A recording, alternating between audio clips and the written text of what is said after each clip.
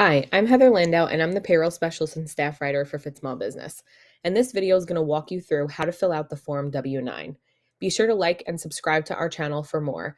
If you're watching this video on YouTube, you can click on the article in the description box below that covers this information and will also give you step-by-step written instructions of how to fill out Form W-9. Okay, so let's go ahead and get started. So for line 1, you're going to want to enter your name. Now you're going to want to make sure that you're using the name that's on your income tax return. So if you're operating as a sole proprietor, you would enter your legal name. And if you are operating as an entity, you would want to make sure that whatever the legal name of your business is what you have entered in line 1. Now, if you are operating as a sole proprietor, it's likely that you don't have a business name, in which case you can leave line 2 blank. But if you do have a business name or a DBA that's different from your legal name, then you'd want to make sure you enter that on line 2. Now for line 3, you want to make sure that you select only one option. Now you want to select whatever the appropriate box is for your U.S. federal tax classification. So if you're operating as an individual or a sole proprietor, you'd want to select the first box, a C Corp, an S Corp, a partnership, an LLC, so on and so forth. Now, line 4 is actually for exemption codes. Exemption codes are for payments that are exempt from backup withholding.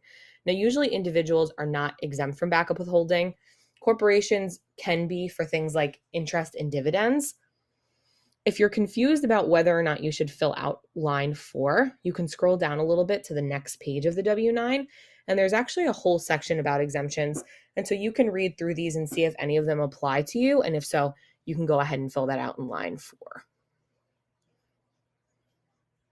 Now, line 5 is going to be your legal address.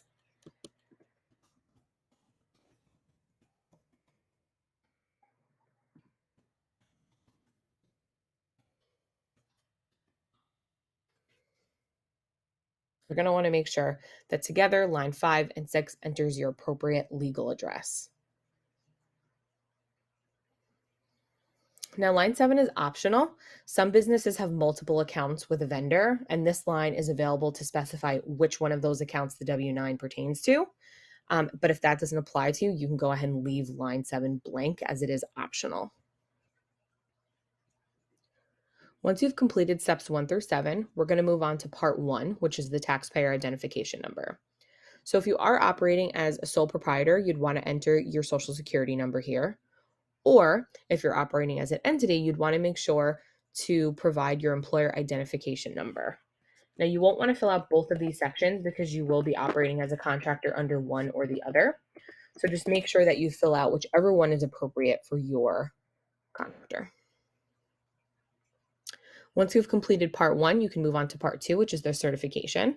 You're going to go ahead and sign your legal name here and date it for whatever day that you have filled out the form.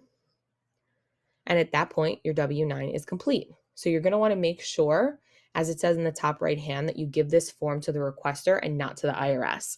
So whatever business has asked you to provide the form W-9, once you complete steps 1 through 7, provide your taxpayer identification number, and then certify that everything is accurate with a signature and a date, you'll want to make sure that you return this to your employer so that they can go ahead and use it for whatever tax purposes that they need it for.